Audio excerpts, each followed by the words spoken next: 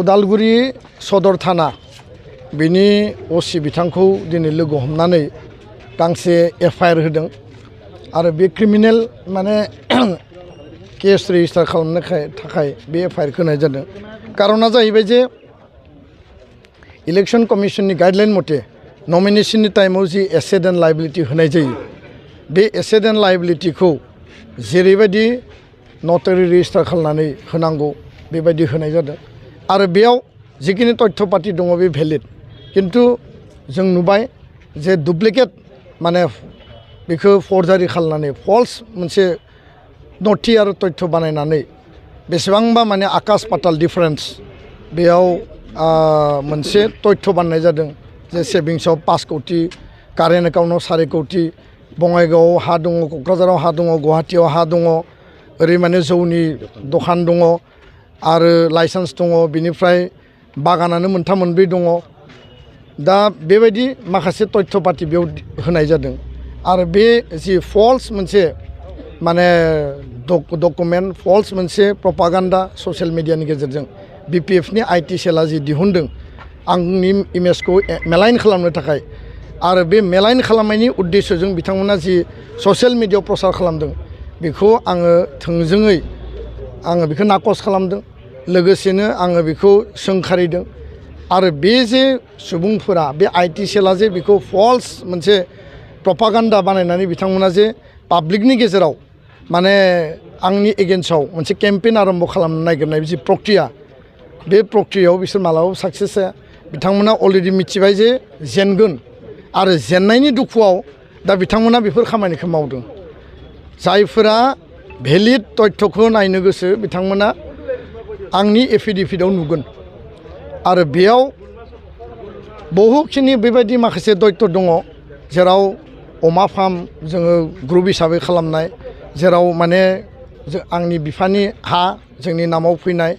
जाय कागजफोरा आगोलाव रेजिस्टार जायाखैमोन दा जों रेजिस्टार खालामनानै लाबाय बेबायदि माखासे तथ्य दङ दा बेखायनो सेभिंस एकाउन्टआव 50,000 दङ 52,000 दङ बेफोरखौ लानानै दिनै बिथांमोना 5 कोटी 4 कोटी माने मा होनना बुङो बेखौ जौनि लाइसेन्स साहा बागान जाय बेक्तिया 25 बोसोर जातीयताबाद जातिनि रक्षणाबेक्षणनि थाखाय हारिनि थामोनथा रैखाथिनि थाखाय बड'फानि आदर्शजों समाज फोसाबनाय समाजखौ सोलायहोनाय गुस्लायहोनायनि थाखाय खामानि मावबाय आरो जाय समाव हारिनि अस्तित्वनि रैखाथिनि थाखाय खामानि मावबाय दिनै बेफोरखौ लानानै साधारन बिसायख'थिनि थाखाय माने जोंनि माखासे सुबुङा राजनितिक खैसाराव गोलैनानै बेबायदि मेलाइन खालामनो नागिरनायनि जि मोनसे प्रक्रिया बेयाव रायजोफोरा कुनु कारनाव 1% 1 बिन्दुबो बिसास खालामनाङा जि तथ्य डकुमेन्ट होनांगौ भेलिड एफिडेभिटआव दङ जायफोर तथ्य डकुमेन्टखौ बानायदो बे टटेलि फल्स आरो रंलि माने प्रिन्टेड आरो बिथांमोना बेखौ इमेजखौ मेलाइन खालामनो थाखाय खालामनाय बेखायनो दिनै उदालगुरि ओसिनि आखायाव एफआईआरखौ लन्च खालामबाय क्रिमिनेल केसाव रेजिस्टार खालामनो थाखाय खावलायदों उननि समाव 100 कोटी थाखानि डिफेमेशन केस होनो थाखाय रेडि आरो बेयाव जों नुदों जे बिपिएफनि आईटी सेल बे जि क्रिएट खालामदोंमोन बेयाव सुलेमान नार्जारी क'क्राझारनि सानसुमा रामसियारि काजियामाटी लैहोर लैहोर गयारी क'क्राझार मृदुल खाख्लारि फाख्रिबारि खौरां बिथांमोना बिराद स्पिडआव शेयार खालामदों आरो बिथांमोननि एगेन्स्टआव जोङो एक्यूज हिसाबै जिहेतु बिथांमोना शेयार खालामदों क्रिएटरा आईटी सेल बिपिएफनि दा बेखायनो बिथांमोननि एगेन्स्टआव केस लस खालामनो थाखाय जोङो खावलायदों आं गावनो स्वयं थानायाव ओसिखौ लोगो हमनानै दिनै एफआईआरखौ होबाय बिथांमोना जेननायनि दाहाखौ दा बिजों सोलायहोनो नागिरदों आरो रायजो राजाया मिथिगौ जे सोर राइट सोर रं जिहेतु इसिआईनि गाइडलाइन दङ प्रसारा मैयानो जोब्बाय बहुद खोथाखौ आं बुंनो हाया